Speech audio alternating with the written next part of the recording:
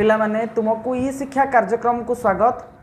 पूर्वर आमे कहा मुख अनाई बंचीबी कविताटीर दुईटी भाग पढ़ी। आज आम यार शेष भाग पढ़ा चल।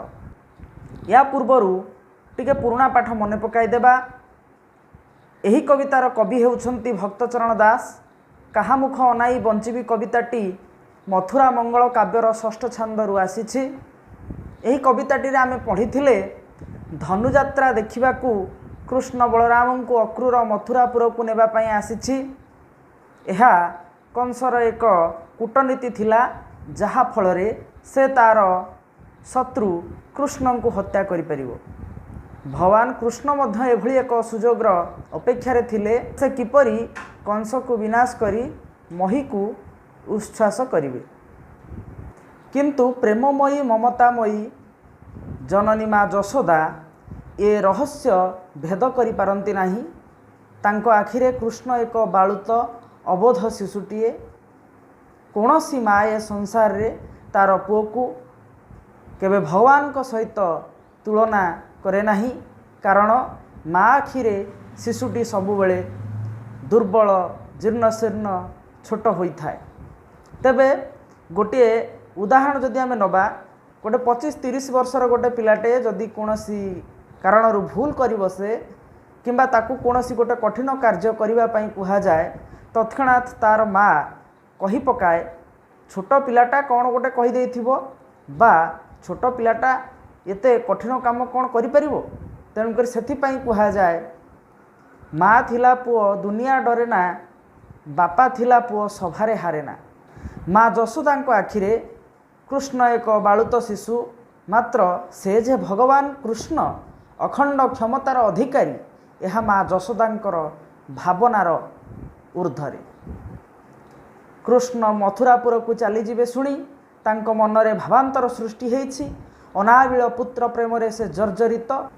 केतबेले से मने पकाउछंती पुरुणा स्मृति, तो केतबेले गंड जल बुड़ी मरिबा कथा कहउछंती, तो केतबेले कुसुमरे तांको किए बेश करई दबो बा किभଳି भावरे से आउ बेश कराई देबे बोली मने पकाउछंती। केतबेले सर लवणी अधाम तांको किभଳି भावरे खुआई देबे से कथा से मने पकाउछंती, तो केतबेले तांकर दुष्टामी तांकर नटखटिया गुण विषय रे से मने पकई बाहुनी बाहुनी कांदुछंती। चल तेबे माँ हृदयर अनाबिल प्रेम को किभଳି भावरे भक्तचरण दास तांको लेखनी मुनरे जीवंत करी बाढ़ी देइछंती। एई कवितारे ताकू पढ़िबा। छाई की अनाई डरू धाई मोते कोल करू, बसने घोड़ाई मुख गोटी, हेउ थाउ थर हर देखिले अंधार घर, उच्च पावच्छन पारु उठी रे जीवधन, मधुपुरे हस्ती घोड़ा मान, गर्जिले नपुण डरु श्यामरे जीवधन, मधुपुरे हस्ती घोड़ा मान। एठारे कृष्ण भगवान मानवीय लीला प्रदर्शन करिछंती, जहा माँ जशोदा बात्सल्य ममता तांको आखिरे अंध पुटुली बांधी देइछि। एठारे माँ जशोदा कहउचंती जे तू गोटे छोट पिला गोटे छाई को देखिले तू डरी जाऊ। साधारणतः छोट पिला माने छाई की देखिले डरी जाती। तेणुकर तू गोटे छोट पिला छाई की अनाई डरू, अर्थात छाई की देखिले तू डरी जाऊ। डरी जाइकी कौन करू ना, जेभଳି भावरे छोट पिला माने डरी गला परे तांकर माँ निकट को से धाई जाती, मार पणत कानी तले लुचि जाती। ठीक से भली धाई मते कोल करू, तू जो धौड़ी आसिकी मते कोल करी नौ आउ कौन करू ना, बसने घोड़ाई मुख गोटी। तेणुक बसन, बसन शब्दर अर्थ हेउछि एठी बास बा वस्त्र। ମା ପିନ୍ଧା ଲୁଗାକୁ ମୁହଁରେ ଘୋଡ଼େଇ ହୋଇ ଲୁଚି ପଡ଼ନ୍ତି। ହେଉଥାଉ ଥରହର ଦେଖିଲେ ଅନ୍ଧାର ଘର। ପୁଣି ମାନବୀୟ ଲୀଳା ଏଠି ଭଗବାନ କୃଷ୍ଣ ପ୍ରଦର୍ଶନ କରୁଛନ୍ତି। ସିଏ ସ୍ୱୟଂ ଭଗବାନ କିନ୍ତୁ ମଣିଷ ତୁଲ୍ୟ ଛୋଟିଆ ମଣିଷ ଛୁଆଟିଏ ପରି ସେ ବ୍ୟବହାର କରୁଛନ୍ତି। ଗୋଟେ ଅନ୍ଧାର ଘରକୁ ଦେଖିଲେ ସେ ଭୟଭୀତ ହୋଇଯାଉଛନ୍ତି। ଗୁରୁଣ୍ଡି ଗୁରୁଣ୍ଡି ଉଚ୍ଚ ପାବଛ ମଧ୍ୟ ଉଠି ପାରୁନାହାନ୍ତି। ଛୋଟ ପିଲାମାନଙ୍କୁ ପାଛ ଉଠିବା ବେଳେ ବଡ଼ କଷ୍ଟ ହୁଏ, ସେ ବଡ଼ ପାହାଛ ଉଠି ପାରନ୍ତି ନାହିଁ। ଏଠି କୃଷ୍ଣ ମଧ୍ୟ ଠିକ୍ ସେହିଭଳି ଭାବରେ ଉଚ୍ଚ ପାହାଛ ଉଠି ପାରୁନାହାନ୍ତି ବୋଲି ମା ଯଶୋଦା ଏଠାରେ କହୁଛନ୍ତି। ପୁଣି କହୁଛନ୍ତି ଯେ ମଧୁପୁରେ ହସ୍ତି ଘୋଡ଼ାମାନ। ମଧୁପୁର କହିଲେ ଏଠାରେ ମଥୁରାପୁର। ତୁ ଯେତେବେଳେ ମଧୁପୁରକୁ ଯିବୁ ସେତେବେଳେ ଦେଖିବୁ ସେଠି ହାତୀ ଘୋଡ଼ାମାନେ ଅଛନ୍ତି। ସେମାନେ ମଧ୍ୟ ଭୟଙ୍କର ଗର୍ଜନ କରୁଛନ୍ତି। ସେ ଗର୍ଜନକୁ ଶୁଣି ରେ ଶ୍ୟାମ ତୁ କ'ଣ କରିବୁ? ତୁ କ'ଣ ଡରିଯିବୁ ନାହିଁ? ସେତେବେଳେ ତ ମୁଁ ତୋ ପାଖରେ ନଥିବି, ତାହେଲେ କାହା ନିକଟକୁ ଯାଇ ତୁ କୋଳ କରି ଧରିବୁ? ତତେ ସେ ବିପଦରୁ ତତେ କିଏ ଉଦ୍ଧାର କରିବ? ମା ମନରେ ଚିନ୍ତା ପ୍ରକାଶ କରିଛି। ପରବର୍ତ୍ତୀ ପଦରେ ପୁଣି ଭକ୍ତଚରଣ ଦାସ ମାର ମନ କଥାକୁ ପରିପ୍ରକାଶ କରାଇଛନ୍ତି। ଦେଖ, କାନ୍ଥେ ଦେଖି ଚିତ୍ର ପନ୍ତି ନାନା ଭୟଙ୍କର ମୂର୍ତ୍ତି, ଭଏ ଯାଉ ସେ ଘରୁ ପଳାଇ,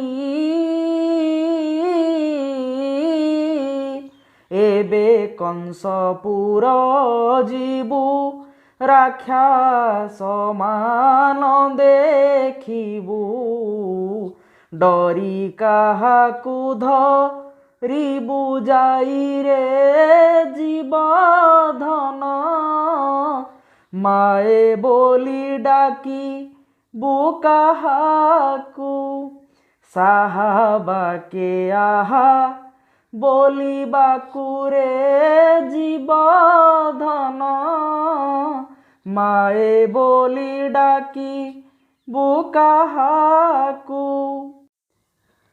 ମା ମନରେ ପୁନର୍ବାର ଭାଳେଣି ପଡ଼ିଯାଇଛି ଯେ କାନ୍ଥେ ଦେଖି ଚିତ୍ର ପନ୍ତି। ପନ୍ତି ହେଉଛି ଏକ ବହୁବଚନ ଯୁକ୍ତ ଗୋଟିଏ ବିଭକ୍ତି ପଦ। ଯେଉଁଭଳି ଭାବରେ ତାରକା ପୁଞ୍ଜ, ଏଠି ପୁଞ୍ଜ ଏକ ବହୁବଚନ ଯୁକ୍ତ ଗୋଟେ ବିଭକ୍ତି ଚିହ୍ନ। ଠିକ୍ ସେହିଭଳି ଭାବରେ ଦୀପ ପୁଞ୍ଜ, ବୃକ୍ଷ ରାଜି, ତେଣୁକରି ଏଠି ରାଜି, ପନ୍ତି, ପୁଞ୍ଜ ଏସବୁ ଗୋଟିଏ ଗୋଟିଏ ବହୁବଚନିକ ବିଭକ୍ତି ଚିହ୍ନ। ଏଠି ମଧ୍ୟ ଚିତ୍ରପନ୍ତି ଶବ୍ଦର ଅର୍ଥ ହେଉଛି ଅନେକ ଚିତ୍ର। ତାହେଲେ କାନ୍ଥେ ଦେଖି ଚିତ୍ରପନ୍ତି, ତାହେଲେ କେଉଁ ପ୍ରକାର ଚିତ୍ରପନ୍ତି? ନା ନାନା ଭୟଙ୍କର ଚିତ୍ରପନ୍ତି। ତାହେଲେ ବିକଟାଳ ଭୟଙ୍କର ଚିତ୍ରପନ୍ତି, ତା ସହିତ ଭୟଙ୍କର ମୂର୍ତ୍ତି। ତାହେଲେ ଛୋଟ ପିଲାଟି କୃଷ୍ଣ ମା ମନରେ ଭାବନା ଆସୁଛି ଯେ କାନ୍ଥରେ ତୁ ତ ଭୟଙ୍କର ଚିତ୍ରପନ୍ତି, ଭୟଙ୍କର ମୂର୍ତ୍ତି ଦେଖି ସେ ଘରୁ ତୁ ପଳେଇ ଯାଉ। ତୁ ଏବେ କଂସପୁରକୁ ଯିବୁ। ଏବେ ଯିବୁ କଂସପୁର। କଂସପୁର କହିଲେ ମଥୁରାପୁର, ଯେଉଁଠାରେ କି କଂସ ଦୁର୍ଦାନ୍ତ ଅସୁର ସେଠାରେ ରାଜା। ଏବେ କଂସପୁର ଯିବୁ ରାକ୍ଷସ ମାନ ଦେଖିବୁ। ତୁ ଏବେ ଯେତେବେଳେ କଂସପୁରକୁ ଯିବୁ ସେଠାରେ ବିକଟାଳ ଭୟଙ୍କର ରାକ୍ଷସ ମାନଙ୍କୁ ଦେଖିବୁ। ସେଠି ଯେତେବେଳେ ତୁ ଭୟ କରିବୁ, ତୁ ଯେତେବେଳେ ଡରିଯିବୁ, ଯାଇ କାହାକୁ ଧରିବୁ? କାହା ବସନରେ ନିଜ ମୁହଁକୁ ଘୋଡ଼େଇବୁ? କାହା କୋଳରେ ତୁ ଆଶ୍ରୟ ନେବୁ? ସେଠି ମୁଁ ତ ନଥିବି। ମା ବୋଲି କାହାକୁ ଡାକିବୁ? ତତେ ସାହା ହେବା ପାଇଁ, ସାହା ବାକେ ଆହା ବୋଲିବାକୁ, ତତେ ସାହା ହେବା ପାଇଁ, ଦୟନୀୟ ଅବସ୍ଥାରେ ତତେ ଆହା ବୋଲିବା ପାଇଁ ସେଠି କିଏ ଆଉ ଥିବ? ତେଣୁକରି ମା ମନରେ ଚିନ୍ତା ପ୍ରକାଶ କରୁଛନ୍ତି। ଲେଖାଯାଇଛି, ଛାୟା ଭୟଙ୍କର ମୂର୍ତ୍ତି, ବିକଟାଳ ଘୋଡ଼ା ହାତୀ, ଦେଖିଲେ ଲାଗଇ ଭୀତି ଜନମାନଙ୍କୁ, ଅନ୍ଧାର ଗହନ ବନ, ଶ୍ମଶାନ ନିର୍ଜନ ସ୍ଥାନ, ମନ କରେ ଛନ ଛନ, ହଜାଏ ଜ୍ଞାନ, ସହଜେ ତୁ ବାଳୁତ ଶିଶୁ ଭୀତତ୍ରସ୍ତ ହୋଇ ବାବୁ କି ସ୍ଥାନେ ଯିବୁ। ଏଠି ମା ଯଶୋଦା କହୁଛନ୍ତି ଯେ ଛାଇ ଭୟଙ୍କର ମୂର୍ତ୍ତି ବିକଟାଳ ହାତୀ ଘୋଡ଼ାମାନଙ୍କର ଗର୍ଜନ ଏହାକୁ ତ ଦେଖିଲେ ସାଧାରଣ ଲୋକଟିଏ ସିଏ ଭୀତତ୍ରସ୍ତ ହୋଇଯାଏ। ବଡ଼ ଲୋକମାନେ ଭୟଭୀତ ହୋଇଯାଆନ୍ତି।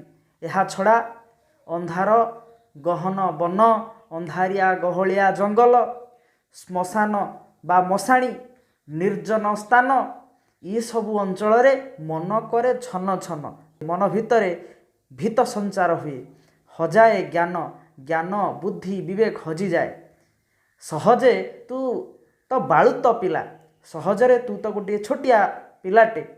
ଯେତେବେଳେ ତୁ ଭୀତତ୍ରସ୍ତ ହୋଇପଡ଼ିବୁ, ଯେତେବେଳେ ତୁ ଭୟଭୀତ ହୋଇପଡ଼ିବୁ, ତୁ କେଉଁ ସ୍ଥାନକୁ ଯିବୁ?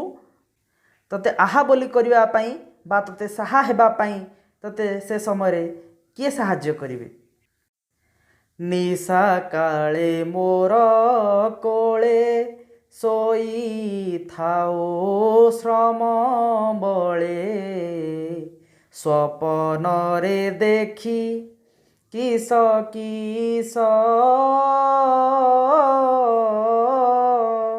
ମା ବୋଲି ଚମକି ପଡ଼ୁ କଣ୍ଠେ ଦୁଇ ଭୁଜ ଭିଡ଼ୁ ପୁଣି ଶୋଉ ଘୋଡ଼ି ହୋଇ ବାସରେ ଜୀବଧନ ସେ କଥା ସୁମରି ମରିଯିବି ଉଠ ବୋଲି କାହାକୁ ଡାକିବି ରେ ଜୀବଧନ ସେ କଥା ସୁମରି ମରିଯିବି।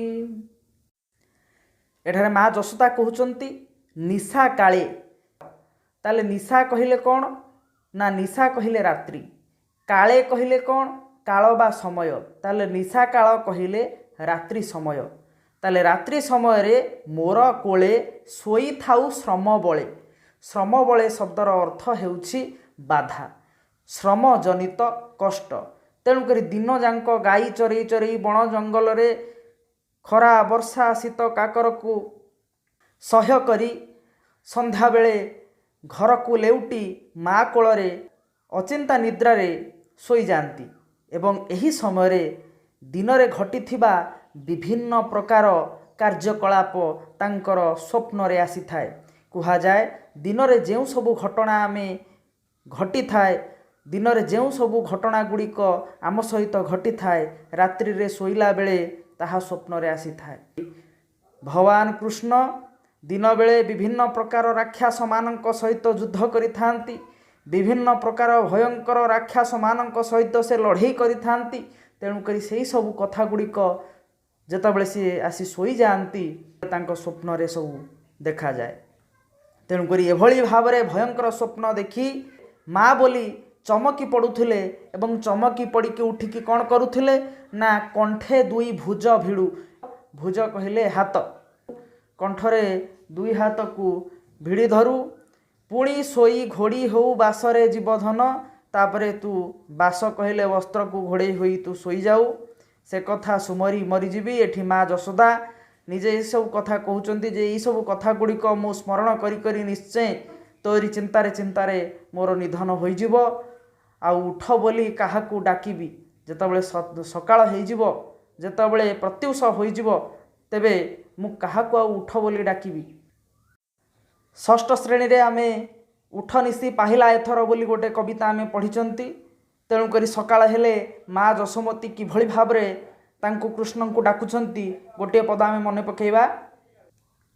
ଉଠ ନିଶି ପାହିଲା ଏଥର ହେ ବଂଶୀଧର ଉଠ ନିଶି ପାହିଲା ଏଥର ମନ୍ଦିରରେ ଡାକେ ଶୁକ ଗଗନେରା ବିଲେ କାକ କୁହୁ କୁହୁ କଲେ ପିକ କୁହୁ କୁହୁ କଲେ ପିକ କୁକୁଟ ଡାକିଲେ ପରଖର ହେ ବଂଶୀଧର ଉଠ ନିଶି ପାହିଲା ଏଥର।